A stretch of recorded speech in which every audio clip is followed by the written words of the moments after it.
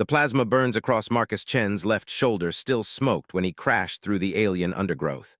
Behind him, the sounds of battle echoed through the purple-leafed forest of Kepler 442b. His squad was gone. All of them. The ambush had come from nowhere, and now he was alone on a planet where everything wanted to kill him. Marcus pressed his back against what looked like a massive tree trunk, though its surface felt more like warm metal than bark. His breathing came in sharp bursts as he checked his rifle's power cell. 30%. Not good. His emergency beacon was dead, crushed when Sergeant Williams had fallen on top of him during the attack. The communications array back at base camp was 18 kilometers away through hostile territory. The forest around him seemed to pulse with alien life.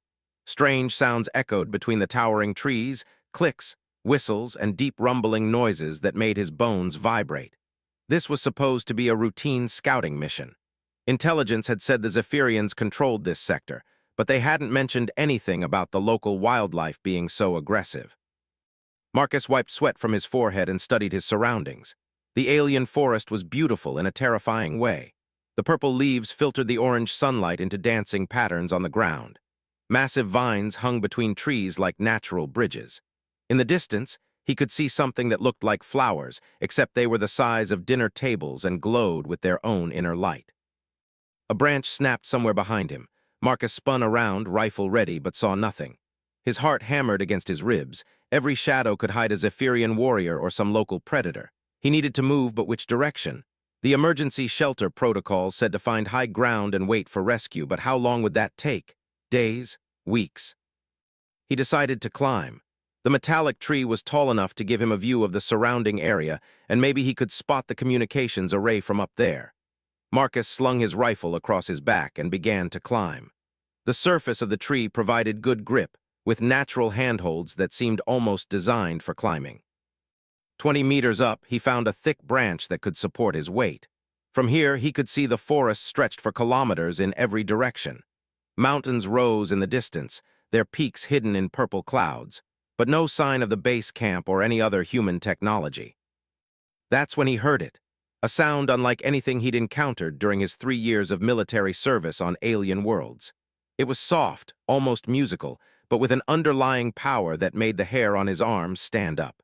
The sound seemed to come from below, near the base of the tree. Marcus looked down and felt his blood turn to ice.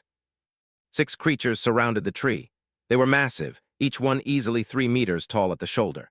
Their bodies were covered in thick silver-blue fur that seemed to shimmer in the filtered sunlight. They walked on 4 powerful legs, each ending in claws that could easily tear through his combat armor. Their heads were proportioned like large cats, with pointed ears and eyes that glowed with an amber light. But these weren't the creatures that made Marcus freeze with terror. Following close behind the 6 large beasts were dozens of smaller versions. Cubs. They couldn't be more than a meter tall, their fur fluffier and lighter in color than their parents. They tumbled and played as they moved, chasing each other around the massive paws of the adults. Marcus had studied the wildlife reports for this planet during the flight here. These were Cathurian stalkers, apex predators that hunted in family groups. They were intelligent, possibly tool-using, and absolutely lethal. A single adult could take down a Zephyrian battle mech. The reports had mentioned that they were extremely protective of their young and would attack anything they perceived as a threat to their cubs. He was trapped in a tree, surrounded by the most dangerous predators on the planet, with their children playing below. The largest of the adults, a massive female with scars across her muzzle, lifted her head and looked directly at him. Her amber eyes seemed to pierce right through him. Marcus held his breath, not daring to move. One sound, one sudden movement, and they would tear him apart. But the female didn't roar or prepare to attack. Instead, she made that same musical sound he had heard before. It was almost like singing, with complex harmonies that seemed to carry meaning. The other adults responded with their own vocalizations, and Marcus realized he was listening to some kind of conversation. The cubs continued to play, seemingly unaware of his presence. One particularly adventurous cub had discovered the lower handholds of the tree and was attempting to climb. Its mother, a sleek female with distinctive white markings on her chest, made a gentle chuffing sound and nudged the cub away from the tree with her massive paw. Marcus watched in fascination. Despite their fearsome appearance, these creatures showed remarkable gentleness with their young. The cubs were clearly learning through play, practicing stalking and pouncing on each other while their parents watched with what could only be described as affection. Hours passed. The orange sun moved across the purple sky, and still the stalker family remained beneath his tree. Marcus's legs were cramping from staying in the same position, and his water supply was running low. Worse, the temperature was beginning to drop as the alien day cycle progressed. His combat suit had heating elements, but they would drain his power cells even faster. As evening approached, the adult stalkers began to organize themselves into what was clearly a defensive formation. The largest male positioned himself facing the direction Marcus had come from, while the others formed a loose circle around the cubs. It dawned on Marcus that they weren't hunting him or waiting for him to come down so they could attack. They were protecting him. The realization hit him like a physical blow. Somehow, these massive predators had decided that he was part of their group.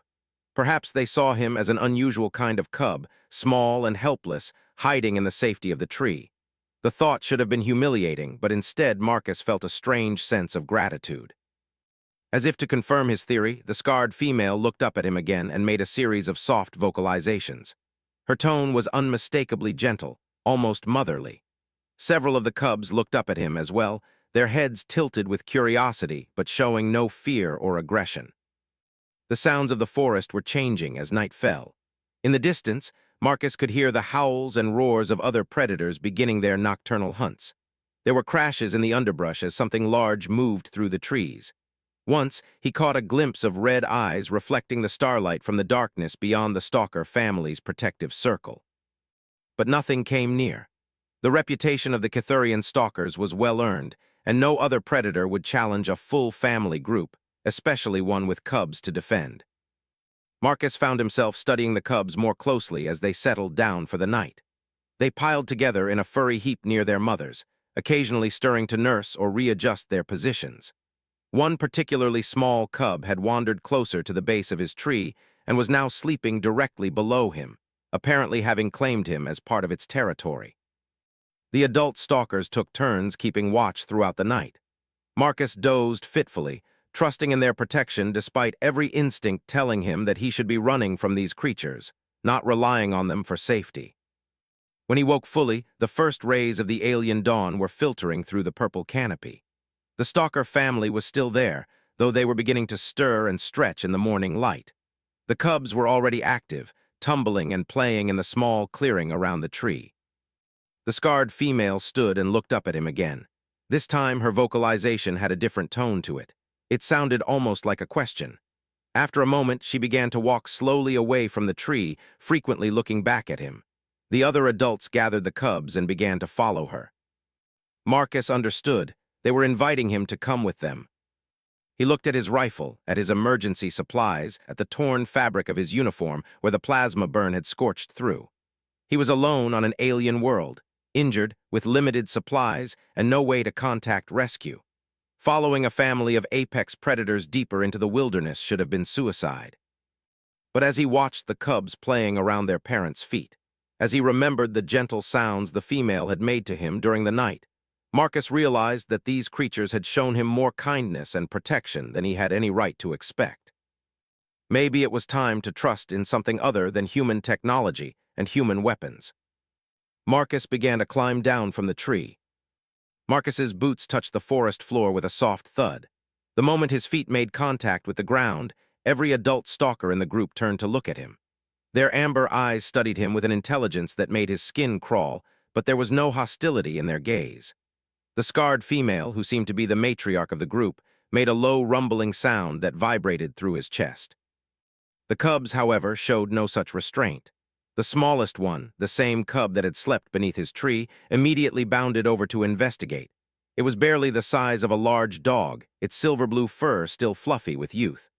The cub sniffed at his boots, then sat back on its haunches and looked up at him with eyes that sparkled with curiosity. Marcus remained perfectly still as the cub reached out one small paw and gently batted at his leg. The touch was surprisingly gentle for a creature whose claws could probably shred his combat armor. When Marcus didn't react aggressively, the cub made a soft mewing sound and rubbed against his leg like an oversized house cat. The other cubs, seeing that their littermate hadn't been harmed, began to approach as well. Soon Marcus found himself surrounded by a dozen young stalkers, all investigating this strange new addition to their family. One particularly bold cub began to climb up his leg, using its claws to grip the fabric of his uniform. Marcus bit back a gasp as the claws pierced the material but didn't break his skin. The matriarch watched this interaction with what Marcus could only interpret as approval. She made another series of vocalizations to the other adults, and slowly the family group began to move deeper into the forest. The cubs stayed close to Marcus, occasionally bumping against his legs or playfully pouncing on his feet as he walked. Moving with the stalker family was unlike anything Marcus had experienced during his military service. These creatures moved through the forest with an efficiency that put human soldiers to shame. They seemed to know exactly where to step to avoid making noise, which branches would support their weight, and how to navigate through the dense undergrowth without leaving a trail. Marcus, by comparison, felt like a clumsy giant. His boots crashed through dried leaves and snapped small branches. His equipment rattled with each step. After an hour of travel, the largest male stalker, a massive creature with a distinctive black stripe down his back, padded over to Marcus and made a series of short, sharp vocalizations. It took Marcus a moment to realize that the creature was trying to teach him how to move more quietly. The male demonstrated by placing his massive paw carefully on the ground, testing the surface before committing his full weight. He looked back at Marcus expectantly. Marcus tried to imitate the movement, lifting his foot high and placing it down carefully. The result was marginally quieter than his previous crashing progress. The male stalker made what sounded almost like an approving chuff and repeated the demonstration. For the next several hours, Marcus received what amounted to wilderness training from a pack of alien predators. The cubs seemed to think this was tremendously entertaining and often mimicked his clumsy attempts at stealth, though their natural grace made even their parodies of his movements more elegant than his actual efforts. By midday, they had traveled several kilometers through the forest. Marcus was exhausted, his water supply was nearly depleted, and the plasma burn on his shoulder was beginning to throb with renewed pain. The matriarch seemed to sense his distress because she called a halt near a small stream that bubbled up from underground springs. The stalkers spread out to drink from the stream while the cubs played in the shallow water. Marcus knelt beside the stream and activated his water purification tablets, dropping them into his nearly empty canteen. The water was clear and cold, with a slightly mineral taste that actually reminded him of mountain springs back on Earth. While his canteen refilled, Marcus took the opportunity to examine his shoulder wound more closely. The plasma burn had sealed itself, but the surrounding tissue was inflamed and tender. He had basic medical supplies in his survival kit, but nothing sophisticated enough to deal with serious injuries. One of the adult females, the one with white markings on her chest, approached him as he tried to clean the wound. She sniffed at his shoulder with obvious concern, then made a series of gentle vocalizations. When Marcus didn't respond, she carefully nuzzled his uninjured shoulder with her massive head. The gesture was so unexpectedly gentle that Marcus felt tears well up in his eyes. Here was a creature that could kill him with a single swipe of her claws, and she was showing him more compassion than he had received from some human officers. The female turned and padded away, returning a few minutes later with something clenched gently in her jaws. It was a plant of some kind, with broad leaves and a thick, succulent stem. She dropped it at his feet and made an encouraging sound. Marcus looked at the plant uncertainly. His military training had covered basic xenobotany, but mostly focused on which alien plants were likely to be poisonous or dangerous. This one didn't match any of the hazardous species in his memory, but that didn't mean it was safe for human consumption. The female seemed to understand his hesitation. She bit into one of the leaves herself, chewed it thoroughly, then made the same encouraging sound again. One of the cubs, apparently deciding that if Mother approved then it must be good, toddled over and began to gnaw on one of the smaller leaves. Marcus realized that the female was trying to show him that the plant was safe to eat. More than that, the way she had brought it directly to him and encouraged him to use it on his wound suggested that this might be some kind of natural medicine. With nothing to lose, Marcus broke off a small piece of one leaf and chewed it carefully. The taste was bitter but not unpleasant, with a slightly numbing effect on his tongue. When no immediate adverse effects occurred, he broke off a larger piece and pressed it against his plasma burn. The effect was almost immediate. The throbbing pain in his shoulder subsided to a dull ache, and the inflammation began to visibly reduce. Marcus stared at the plant in amazement. The stalkers had just provided him with what appeared to be a powerful natural painkiller and anti-inflammatory. The rest of the family group watched this exchange with apparent approval. Several of the cubs had gathered around to watch, and Marcus got the impression that they were filing away this information for future use. These creatures weren't just intelligent, they were actively teaching him survival skills. As the afternoon progressed, the lessons continued. The matriarch showed him which berries were safe to eat and which to avoid. The black-striped male demonstrated how to read wind direction and use it to detect potential threats. One of the younger adults taught him to recognize the warning calls of various forest creatures, each sound indicating a different type of danger. Marcus began to understand that he wasn't just traveling with the stalker family, he was being inducted into it. They weren't just protecting him out of some misguided parental instinct. They were actively working to ensure his survival by teaching him the skills he would need to live in their world. The cubs seemed to consider him a particularly slow and clumsy littermate. They would often demonstrate simple techniques repeatedly until he got them right, showing the same patient persistence that the adults displayed. One cub spent nearly an hour teaching him how to identify the approach of dangerous insects by the sound of their wing beats. As evening approached, the family group began to search for a suitable place to spend the night.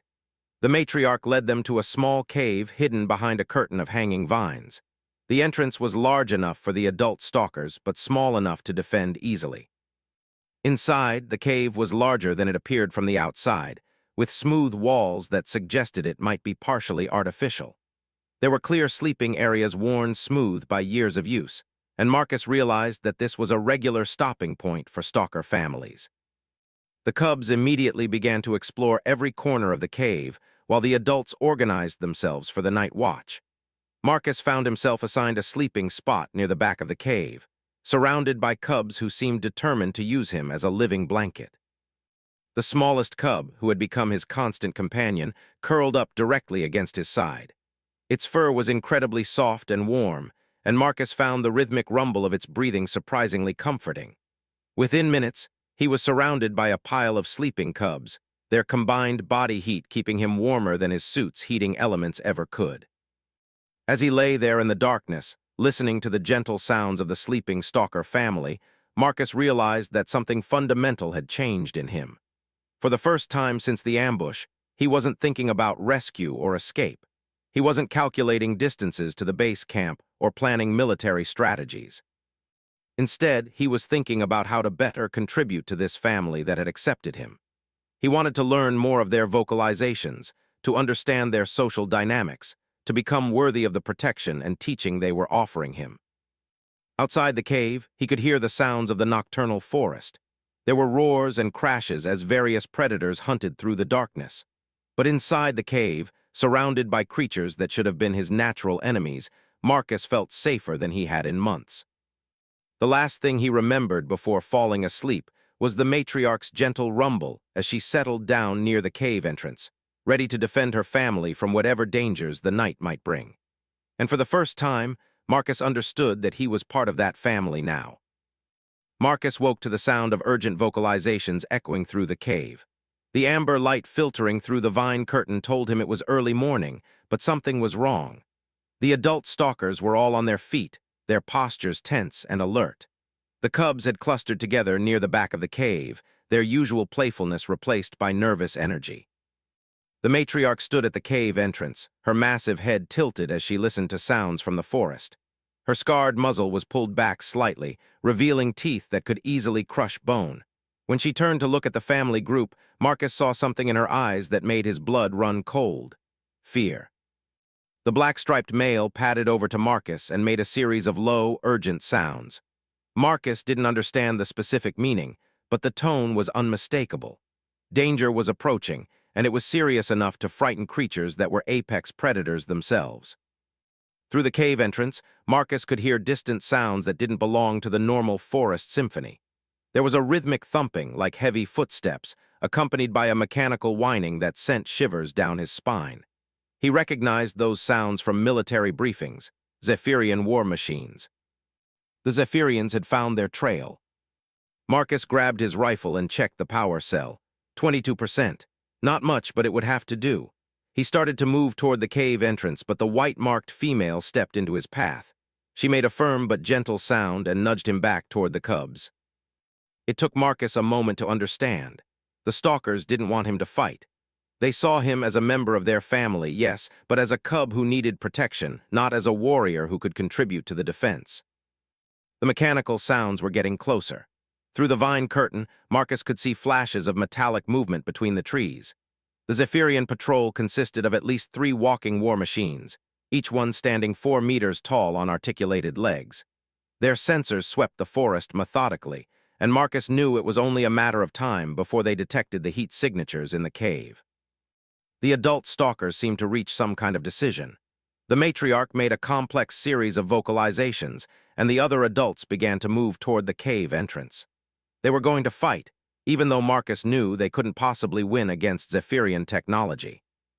Marcus felt something he had never experienced before, the desperate need to protect others at the cost of his own safety. These creatures had taken him in, fed him, taught him, and treated him like family. He couldn't let them die defending him. He pushed past the white-marked female, ignoring her distressed vocalizations. At the cave entrance, he could see the Zephyrian patrol clearly. 3 bipedal war machines, each armed with plasma cannons and missile pods. Their pilot compartments were sealed behind thick armor plating, but Marcus knew their weak points. The smallest cub, his constant companion, had followed him to the cave entrance. It mewed anxiously and tried to grab his leg with one small paw. Marcus knelt down and gently stroked its soft fur. "Stay here, little one," he whispered. "I'll be back." Marcus burst through the vine curtain before any of the adult stalkers could stop him. He sprinted toward the nearest war machine, firing his rifle at its sensor array. The plasma bolts struck home, partially blinding the machine's targeting system. The war machine's pilot, caught off guard by the sudden human attack, swiveled the heavy weapons toward Marcus. But before it could fire, the matriarch exploded out of the cave like a silver-blue missile. Her massive claws found purchase on the machine's leg joints, and her powerful jaw clamped down on the main hydraulic line. The war machine toppled as its leg systems failed, crashing to the forest floor with a thunderous impact. The other 2 machines immediately turned their attention to this new threat, their plasma cannons charging with ominous whines. What followed was unlike anything Marcus had ever witnessed. The Stalker family fought with a coordination that put military units to shame. They moved like liquid shadows, using the forest terrain to their advantage. When one machine tried to target an adult stalker, another would attack from its blind side. They used the massive trees as cover and launched synchronized attacks that overwhelmed the machine's targeting systems. But for all their skill and courage, the stalkers were fighting technology designed to kill much larger opponents. Plasma bolts scorched the forest around them, and one beam clipped the black-striped male across his shoulder, sending him tumbling through the underbrush with a pained roar. Marcus realized that his rifle, while nearly depleted, might be the key to evening the odds. The war machines were designed to fight large, obvious targets. They weren't optimized for dealing with human-sized opponents who understood their technology. He circled around behind the second war machine while the stalkers kept it distracted. The pilot compartment had an emergency access hatch that could be opened from the outside, a design flaw that had been exploited in previous battles. Marcus climbed up the machine's back while it was focused on the matriarch, who was performing an intricate dance of attack and evasion that kept its weapons tracking back and forth. The emergency hatch yielded to Marcus's military override codes. Inside the cramped compartment, the Zephyrian pilot was too focused on his targeting display to notice the intrusion until Marcus's rifle was pressed against his neck. "Power down," Marcus said in the few words of Zephyrian he knew. "Surrender." The pilot, a typical Zephyrian with pale blue skin and large black eyes, looked at him with a mixture of surprise and fear. After a moment's hesitation, he began shutting down his machine's weapon systems. With one war machine neutralized, the odds shifted dramatically. The remaining machine found itself facing not only the Stalker family, but also the captured war machine that Marcus was now attempting to operate. Marcus had basic training on captured alien technology, but the controls were different enough from human designs that he struggled to make the machine respond properly. The matriarch seemed to understand what he was trying to do. She positioned herself to drive the remaining war machine toward Marcus's captured unit, forcing it into a position where Marcus could target its rear armor with the heavier weapons.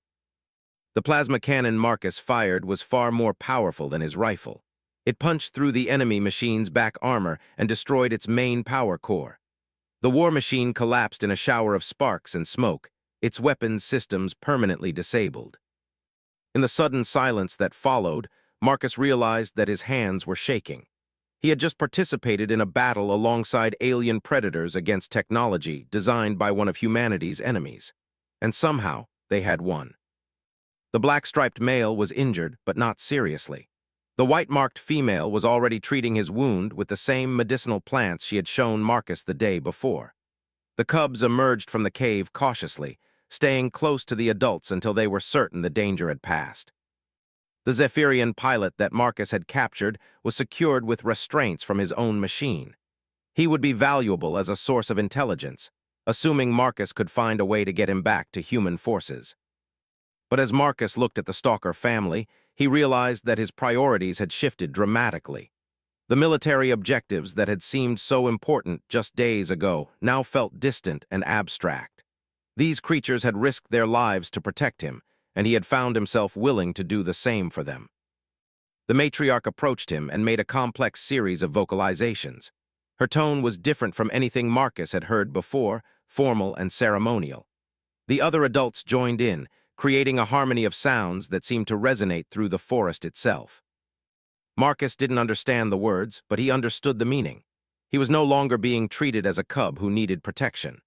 The trial by combat had proven something to them, and their vocalizations carried a weight of acceptance and respect that went far deeper than their earlier kindness. The smallest cub, apparently deciding that the formal ceremony was taking too long, broke away from the group and bounded over to Marcus. It climbed up his leg and settled onto his shoulder, purring with contentment. Marcus laughed, despite the seriousness of the situation. Here he was, a human soldier stranded on an alien world, adopted by predators that should have been his natural enemies, and somehow it felt more like home than anywhere he had been in years. But even as he enjoyed the moment, Marcus knew that their troubles were far from over. The Zephyrian patrol would be missed eventually, and search teams would come looking for them. The war machine's destruction would leave a clear trail that even basic tracking technology could follow. They needed to move, and soon. But this time, Marcus knew exactly where they were going. Not toward the human base camp with its promises of rescue and return to military duty. Instead, they would go deeper into Stalker territory, where his new family could teach him everything he needed to know about surviving in this strange new world. The matriarch seemed to read his thoughts. She looked toward the deeper forest, then back at Marcus. Her amber eyes held a question. Marcus shouldered his rifle and picked up the smallest cub, who purred even louder at being carried. "Lead the way," he said softly. "I'm ready to learn." 3 weeks had passed since the battle with the Zephyrian war machines, and Marcus had learned more about survival than in all his years of military training. The Stalker family had led him deep into their territory, to a hidden valley where several family groups gathered during the season of the twin moons. The valley was a natural fortress, surrounded by steep cliffs and accessible only through narrow passes that could be easily defended. Ancient trees towered overhead, their purple canopy so thick that the orange sunlight barely penetrated to the forest floor. Springs bubbled up from underground sources, creating streams that wound through groves of the medicinal plants that the Stalkers cultivated. Marcus had learned that the Stalkers weren't just intelligent predators. They were a sophisticated society with their own culture, language, and technology. Their tools were biological rather than mechanical, grown and shaped from living materials rather than forged from metal. Their dwellings were carved into living trees, expanded over generations until entire families could live within a single massive trunk. The smallest cub, whom Marcus had named Echo because of her habit of mimicking sounds, had become his constant teacher. She was incredibly patient with his clumsy attempts to learn Stalker vocalizations, often repeating complex phrases until he could produce a recognizable approximation. Through her, Marcus had learned basic concepts: safety, danger, food, family, home. But it was the concept of family that proved most challenging for him to understand. Human military structure was based on hierarchy and chain of command. Stalker society was based on something far more complex, a web of relationships and obligations that shifted depending on circumstances but never broke entirely. Marcus had his own dwelling now, a natural cave that the family had helped him expand and improve. The cubs visited constantly, bringing him gifts of interesting stones, unusual plants, or simply their company. The adults checked on him regularly, ensuring he had enough food and that his wounds from the battle had healed properly. He had tried several times to explain to them that he needed to return to his own people, but the concept seemed to puzzle them greatly. Why would he want to leave his family? Why would he voluntarily return to creatures who hadn't protected him the way the stalkers had? Marcus was pondering these questions one morning when Echo burst into his cave with excited vocalizations. She was gesturing toward the valley entrance with obvious urgency. Through their growing communication, Marcus understood that strangers were approaching, and they weren't stalkers. Marcus grabbed his rifle and followed Echo through the forest to an observation point overlooking the main pass into the valley. What he saw there made his blood run cold. A human military convoy was working its way up the narrow trail. 5 armored vehicles and what looked like a full platoon of soldiers in combat gear.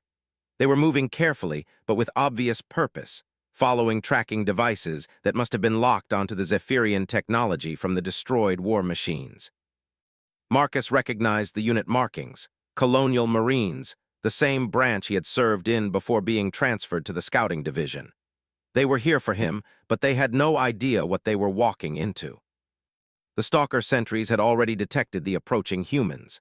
Marcus could hear their warning calls echoing through the valley as the various family groups prepared for a potential threat. The matriarch of his adopted family appeared beside him, her scarred face grim as she studied the human soldiers below. She made a complex vocalization that Marcus had learned meant roughly, "Your people come, you return." Marcus looked at the soldiers, then at Echo, who was pressed against his leg with obvious fear. These humans represented everything he had once been: duty, hierarchy, the mission above all else. But after 3 weeks with the stalkers, those concepts felt alien and hollow. "No," he said, both in English and in the stalker vocalization he had learned for negative responses. "My family is here." The matriarch's amber eyes widened with what Marcus had learned to recognize as surprise. She studied his face intently, then made a sound that conveyed both approval and deep concern. The concern was justified. Marcus knew military doctrine. The Colonial Marines would interpret any resistance as hostile action. They would see the stalkers as dangerous alien predators who had somehow captured or influenced one of their own. The fact that Marcus was living peacefully among them would be viewed as evidence of alien mind control or psychological breakdown. If the Marines encountered the stalker families, the result would be a massacre. Marcus made his decision. He would have to go down to meet the Marines before they entered the valley proper. He would have to convince them that the stalkers were not a threat, that he was here by choice, and that the best course of action was to withdraw and report the situation to higher authorities. The matriarch seemed to understand his plan. She made a series of vocalizations to the other adults, and within minutes Marcus found himself surrounded by the entire family group. They weren't trying to stop him, they were offering to accompany him. "No," Marcus said firmly. "Too dangerous. They would shoot first and ask questions later if they saw you." Echo made a distressed sound and tried to climb up his leg.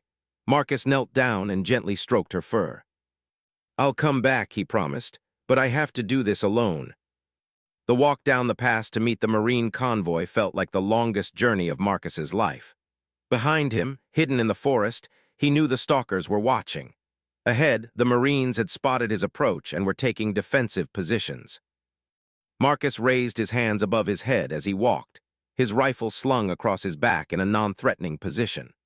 Through his military training, he recognized the lieutenant in charge of the convoy, Sarah Chen, no relation despite the shared surname, a by-the-book officer who had a reputation for following orders regardless of circumstances.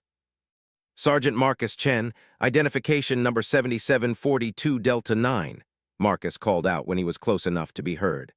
"I'm alive and unharmed." Lieutenant Chen emerged from behind one of the vehicles, her weapon trained on him despite his obvious surrender posture. Her face was grim and suspicious. "Sergeant Chen, you've been missing for 23 days. Intelligence suggests you may have been captured by hostile alien forces. Are you under duress? Marcus almost laughed at the irony of the question. Was he under duress? In one sense, absolutely, he was torn between two worlds, two families, two completely different ways of understanding what it meant to be alive. In another sense, he had never been freer. Negative, Lieutenant.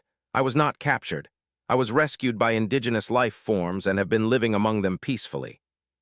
The lieutenant's expression didn't change, but Marcus saw several of the other Marines exchange glances. His statement would sound like evidence of alien influence or psychological breakdown. Sergeant, I'm going to need you to submit to medical evaluation and debriefing. There are protocols for this situation. What protocols? Marcus asked. Protocols for a human soldier being adopted by an alien family. Protocols for discovering that the supposed dangerous predators are actually a sophisticated society with their own culture and technology. Protocols for soldiers who have been compromised by enemy action, Lieutenant Chen replied coldly. You will return with us for proper evaluation. Marcus felt a chill that had nothing to do with the mountain air.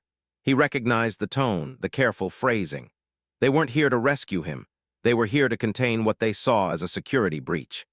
His knowledge of Stalker society, their technology, their territorial locations, all of it would be extracted through whatever means necessary. And then they would return to eliminate what they saw as a threat. Lieutenant, Marcus said carefully, I strongly advise against any aggressive action in this area. The indigenous life forms are highly intelligent and extremely protective of their territory. They pose no threat to human operations as long as they're left alone. That determination is above your pay grade, Sergeant. The presence of destroyed Zephyrian equipment suggests these creatures are involved in the broader conflict. They will be studied and evaluated according to military necessity. Marcus realized that his worst fears were being confirmed. The Marines weren't just here for him. They were here to capture specimens of Stalker technology and possibly Stalkers themselves. The destroyed war machines had revealed capabilities that the military wanted to understand and exploit. He thought of Echo, playing innocently in the valley above. He thought of the cubs learning to hunt and the adults teaching their young the complex songs that carried their history and culture. He thought of the gentle way the white-marked female had treated his wounds and the patient way the matriarch had accepted him into their family. I'm sorry, Lieutenant, Marcus said quietly. I can't let that happen. He triggered the emergency beacon on his belt, not the standard distress signal, but a frequency he had learned from the Stalkers during his time with them. It was a sound that meant one thing to every Stalker in the valley: family member in danger. The response was immediate and overwhelming. The forest around the Marines erupted with movement as dozens of adult Stalkers emerged from concealment. They didn't attack, but their message was unmistakable. The human was under their protection. Lieutenant Chen raised her weapon, but Marcus stepped between her and the nearest Stalker. They're not attacking, he said urgently. They're defending. If you open fire, you'll start a war that nobody wants. The standoff stretched for long, tense minutes. Marcus could see the Marines calculating odds, evaluating threats, preparing for a battle they couldn't possibly win. The Stalkers remained motionless but ready, their amber eyes fixed on the humans who had invaded their territory. Finally, Lieutenant Chen lowered her weapon slightly. This isn't over, Sergeant, she said. Higher command will want answers. Tell them they can have answers, Marcus replied. But they'll get them through diplomacy, not force. The Stalkers are willing to communicate with humans who approach them with respect rather than weapons. As the Marines slowly withdrew, Marcus felt Echo's small form pressed against his legs. She had followed him despite the danger, unwilling to let her adopted family member face the threat alone. Marcus knelt down and picked up the small cub, holding her close as he watched the human convoy disappear into the distance. He had made his choice, and there would be consequences. But as Echo purred contentedly in his arms, he knew he had chosen correctly. He was home. 2 years had passed since Marcus made his choice to stay with the Stalkers, and the galaxy had changed in ways no one could have predicted. The Hidden Valley had become something unprecedented in the history of human expansion. The first official embassy between humanity and a non-human species that wasn't trying to conquer or be conquered. Marcus stood on the observation platform he had built into the great tree that housed his dwelling, watching the morning activities in the valley below. Human diplomats worked alongside stalker family groups, learning to communicate through the complex harmonies that carried meaning across vast distances. Xenobiologists studied stalker biotechnology with the eager assistance of their subjects, who were fascinated by human mechanical approaches to similar problems. Echo, now fully grown into a magnificent adult female, had become the primary liaison between the two species. Her ability to understand both human speech and stalker vocalizations made her invaluable to the diplomatic mission. She had also become something of a celebrity among both species, the first stalker to master human language and the first alien to be granted honorary citizenship in the Colonial Federation. The change hadn't come easily. Marcus's dramatic confrontation with Lieutenant Chen had triggered a diplomatic crisis that reached all the way to Colonial Command. Military hardliners had wanted to classify the stalkers as a hostile force and had demanded Marcus's arrest for treason and collaboration with alien forces. But Marcus had allies he didn't know about. Dr. Sarah Ackhaffer, the xenobiologist who had been studying his reports on stalker society, had spent months arguing for a peaceful approach. Captain Elena Rodriguez, his former commanding officer, had testified about his exemplary service record and his psychological stability. Most importantly, several high-ranking officials had become interested in the potential advantages of an alliance with the stalkers. The stalkers' biotechnology was centuries ahead of human science in some areas. Their ability to grow living tools and structures could revolutionize human colonies. Their understanding of planetary ecosystems could help terraform hostile worlds. Their tactical knowledge had already proven valuable in several encounters with Zephyrian forces. But it was the stalkers themselves who had provided the most compelling argument for peace. When the official diplomatic mission arrived, led by Ambassador Thomas Park, they found not savage predators but a sophisticated civilization with art, literature, philosophy, and a deep commitment to protecting their young and preserving their environment. The cubs, now including a new generation that had grown up around humans, showed no fear of the strange bipedal creatures who lived among them. They played with human children, learned to operate human technology, and taught their human friends the intricate games that stalker young used to develop their hunting skills.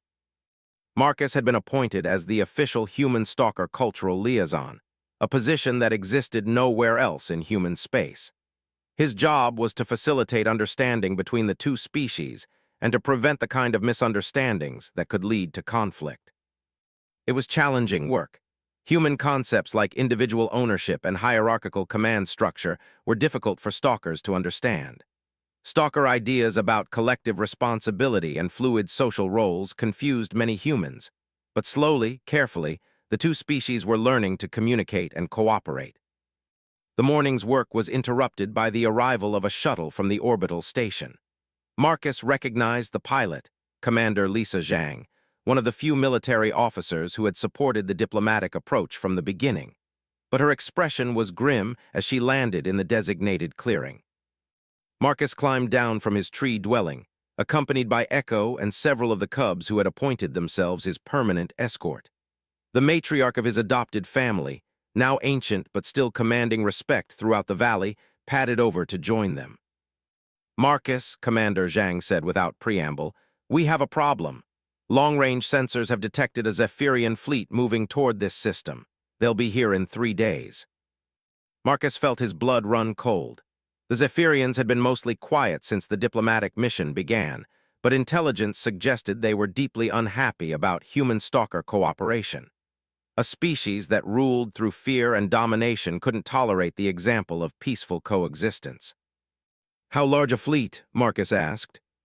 15 warships, including 2 dreadnoughts. Our forces in this system are outnumbered 3 to 1. Echo made a complex vocalization that Marcus recognized as deep concern mixed with determination. She had understood enough of the conversation to grasp the threat. The matriarch responded with vocalizations that carried throughout the valley, and within minutes every stalker family group was represented by adults gathering around the shuttle. Ambassador Park emerged from the shuttle looking harried but determined. "Marcus, I need you to translate something very important for our friends here. Colonial Command is evacuating all human personnel from the planet. The stalkers need to understand that they should disperse into the deep forests until the threat passes." Marcus looked at the assembled stalkers, at Echo's amber eyes that held such trust and intelligence, at the cubs playing in the background, unaware that their world was about to be threatened. He knew what the ambassador was asking him to do, and he knew what the stalkers' response would be. "Ambassador," Marcus said carefully, "I don't think you understand stalker psychology. They don't retreat from threats to their territory. They certainly don't abandon their young." The matriarch stepped forward and made a formal vocalization. Her tone was unmistakable. She was speaking for all the family groups in the valley. Marcus translated. "She says the stalkers will not run from enemies who threaten their home and their allies. They choose to fight alongside their human family." Ambassador Park's face went pale. "Marcus, they can't fight a space battle. The Zephyrians will glass this planet from orbit." "Not if they can't target properly," Echo said in carefully pronounced English. Her voice was deeper and more resonant than human speech, but her words were clear. "Stalkers know this world, know every cave, every canyon, every place to hide. Zephyrians fight in space. We fight on ground." Marcus felt a surge of pride at Echo's words, followed immediately by terror at what she was suggesting. The stalkers were planning to turn their homeworld into a guerrilla battleground, using their knowledge of the terrain to make occupation impossible for the Zephyrians. "There's something else," Commander Zhang said quietly. "Intelligence suggests the Zephyrians aren't just coming to destroy the colony. They're coming to capture stalker biotechnology. They want to study it, weaponize it." The reaction from the assembled stalkers was immediate and intense. Their vocalizations rose to a harmonic crescendo that made the ground vibrate. Marcus had heard this sound only once before, during a rare ceremony marking the death of an elder. It was the sound of a species declaring total war. Over the next 3 days, the valley became a hive of activity unlike anything Marcus had ever seen. Human and stalker engineers worked together to create defensive positions that took advantage of both species' technologies. Orbital weapons platforms were grown from stalker biotechnology and equipped with human targeting systems. Underground bunkers were excavated using human mining equipment and reinforced with living stalker materials that could repair themselves. The cubs were moved to the deepest, most protected caverns, guarded by rotating shifts of adults from both species.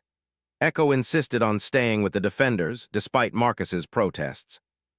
"You taught us humans can be family," she said in her careful English. "Now we show you stalkers protect family no matter what." When the Zephyrian fleet arrived, they found a world that refused to follow their expectations. The orbital defenses were unlike anything they had encountered, biological structures that adapted and evolved in response to their weapons. The surface installations seemed to grow back faster than they could be destroyed. But it was on the ground that the real battle was fought. Zephyrian forces that landed expecting to face primitive predators instead encountered a coordinated resistance that used the planet's entire ecosystem as a weapon. Stalker families attacked from hidden positions and melted back into forest that the Zephyrians couldn't navigate. Human technology provided precision strikes that eliminated key targets, while stalker biotechnology created traps and obstacles that made advancement impossible. Marcus fought alongside Echo and her family group, using skills that no military academy had ever taught him. He had learned to think like a stalker, to see the forest as a living ally rather than hostile terrain. When Zephyrian war machines advanced through what seemed like empty woodland, they found themselves caught in webs of living vines that conducted electrical charges, attacked by swarms of insects that had been bioengineered for combat, and targeted by warriors who appeared from nowhere and vanished like ghosts. The battle lasted for 6 days. When it ended, the Zephyrian fleet was in full retreat, having lost more than half their ground forces and 3 warships to the unexpected combination of human precision and stalker adaptability. Marcus stood in the central clearing of the valley, surrounded by humans and stalkers who had fought and bled together. Many bore wounds, but they were all alive, all proud of what they had accomplished. Echo approached him, her fur marked with scars from plasma burns, but her amber eyes bright with triumph. In her careful English, she said, "Family protects family, always." Ambassador Park stepped forward, his diplomatic composure replaced by genuine emotion. "Marcus, I think it's time we made this official. The Colonial Federation would like to offer the stalkers full membership as an allied species." The matriarch made a formal response that Marcus translated with tears in his eyes. She says the stalkers accept on one condition, that the alliance be sealed not with treaties and documents, but with the bonds of family. That our children grow up together, learn together, and protect each other as siblings should. As the orange sun set through the purple canopy, Marcus watched human and stalker cubs playing together in the twilight. Echo's first litter tumbled around with the children of the diplomatic mission, their games a mixture of both species' traditions. He thought about the day he had climbed down from that tree, exhausted and alone, to trust in creatures he had been taught to fear. He had been looking for survival then. Instead, he had found something infinitely more precious. He had found home.